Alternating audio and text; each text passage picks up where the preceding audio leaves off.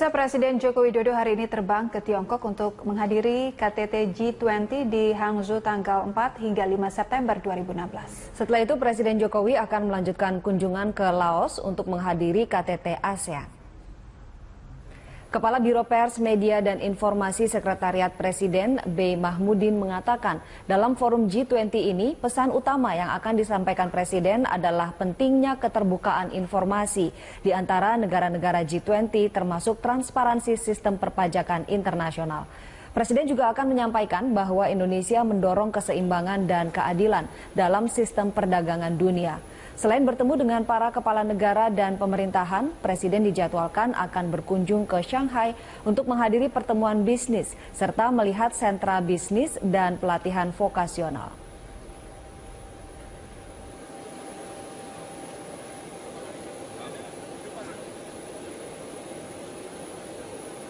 Joko Widodo sudah tiba di Tiongkok untuk menghadiri pertemuan pemimpin G20. Selain menghadiri pertemuan G20, Presiden Joko Widodo juga diagendakan melakukan pertemuan bilateral dengan Presiden RRT Xi Jinping. Presiden Jokowi yang tiba pada pukul 13 waktu setempat mengawali lawatannya dengan menemui Presiden Tiongkok Xi Jinping untuk kemudian berkunjung ke Alibaba Group Corporate Campus untuk meninjau portfolio produk dan lingkungan kantor Grup Alibaba. Di forum G20, Presiden akan menyerukan keterbukaan informasi di antara negara-negara anggota termasuk transparansi sistem perpajakan internasional. Selain seruan transparansi, Presiden juga akan menekankan arti penting sektor usaha kecil menengah untuk kesetaraan pembangunan.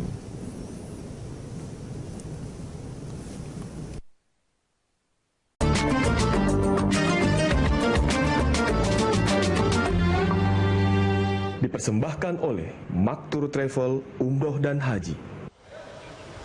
Dan sementara itu pemirsa, Presiden Jokowi bertemu dengan Wakil Putra Mahkota Kerajaan Arab Saudi Muhammad bin Salman bin Abdul Aziz Al Saud di sela kunjungan dalam rangka KTT G20 di Hangzhou, Tiongkok.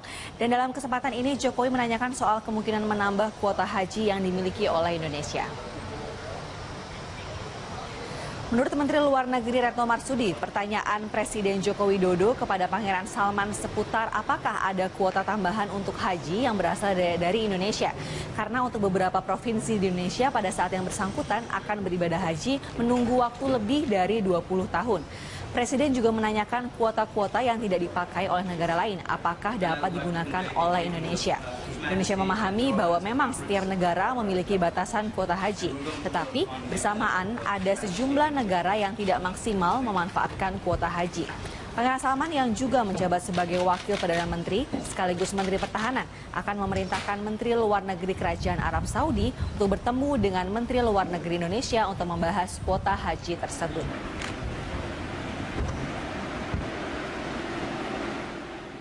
Indonesia paham bahwa untuk haji banyak sekali keterbatasan dalam jumlah dalam hal jumlah kuota dan sebagainya, dan Indonesia hanya ingin menanyakan apakah memungkinkan satu apabila kuota-kuota yang tidak dipakai oleh negara lain itu dapat digunakan oleh Indonesia, karena kita tahu untuk sebelum melangkah ke pembicaraan dengan negara lain yang memiliki kelebihan kuota, kita harus berbicara terlebih dahulu kepada Saudi Arabia, dan yang kedua kita tanyakan apakah mungkin ada kuota tambahan kepada warga negara Indonesia atau haji yang berasal dari Indonesia, karena Presiden menyampaikan bahwa untuk beberapa provinsi di Indonesia pada saat seseorang akan menunaikan ibadah haji yang bersangkutan harus menunggu waktu lebih dari 20 tahun.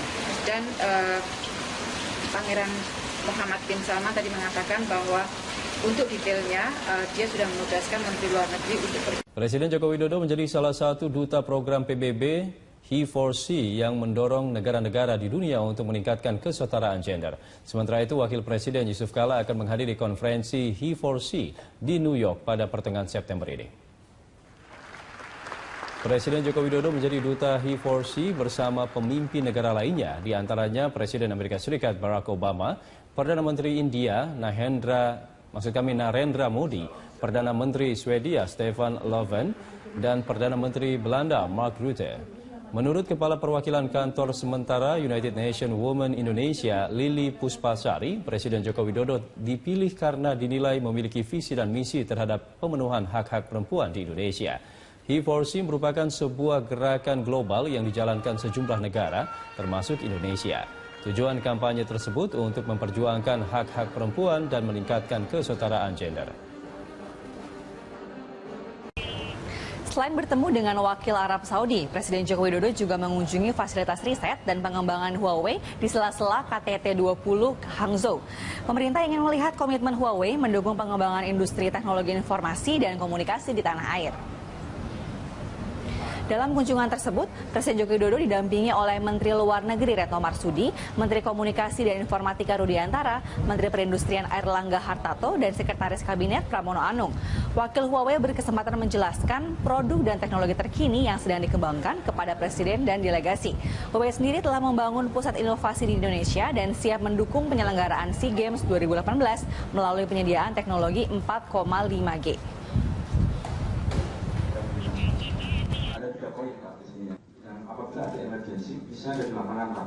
Kapolri Jenderal Polisi Tito Karnavian mengapresiasi penunjukan Komjen Budi Gunawan untuk menduduki jabatan baru sebagai Kepala Badan Intelijen Negara BIN. Ya, prestasi dan pengalamannya selama di kepolisian dianggap mampu menjadikan BIN lebih baik. Pernyataan ini disampaikan Kapolri Jenderal Tito Karnavian di sela-sela acara kepolisian di Polda Jatim. Kapolri membenarkan perihal informasi Komjen Budi Gunawan menjadi Kepala Badan Intelijen Negara atau BIN. Surat dari Menteri Sekretaris Negara Mensesnek Pratikno kepada pimpinan DPR RI juga telah dilayangkan.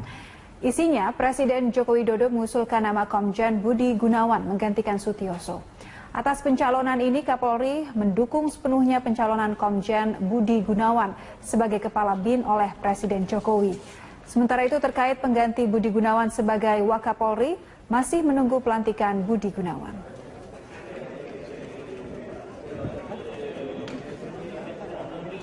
Suratnya sudah dikirimkan dari istana ke DPR hari ini ya. Ya tentunya reaksi dari respons dari Polri kami mendukung karena beliau juga kami capable, sangat capable ya, sangat berpengalaman di bidang-bidang intelijen. Beliau pengalaman Kapolda 2 kali, menjadi Wakapolri, di pendidikan cukup lama, di operasional juga cukup lama. Saya sangat yakin beliau akan mampu dengan tugas-tugas itu. Calonnya siapa ya? Calonnya kami ya beliau Pak BG tadi. Untuk Wakapolri nanti kalau sudah dilantik oleh Presiden, Pak Kabin menjadi Kabin, baru kita akan menentukan siapa. Pemirsa, Anda masih bersama kami di News on the Spot. Presiden Jokowi memilih Wakapolri Komjen Polisi Budi Gunawan sebagai calon Kepala Badan Intelijen Negara atau BIN, pengganti Sutioso. DPR berjanji segera memproses pencalonan Budi Gunawan tersebut.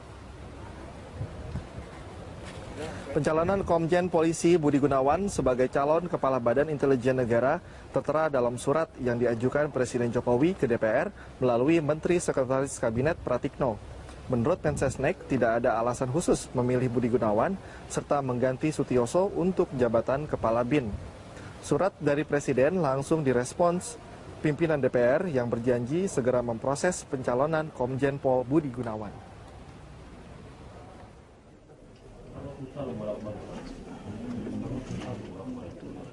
Yang jelas fokus sekarang yang di depan mata yang harus kita selesaikan, satu, terorisme, tax amnesty, kemudian amandemen KPK, kemudian undang-undang perbakat. Presiden Joko Widodo mengajukan Komisaris Jenderal Polisi Budi Gunawan sebagai calon Kepala Intelijen Negara atau BIN. Perwira tinggi yang saat ini menjabat sebagai Wakil Kepala Kepolisian Republik Indonesia itu merupakan salah satu lulusan terbaik Akademi Kepolisian Angkatan 1983. Budi Gunawan akan menggantikan Letnan Jenderal Purnawirawan Sutioso. Dan berikut profil Komjen Pol Budi Gunawan.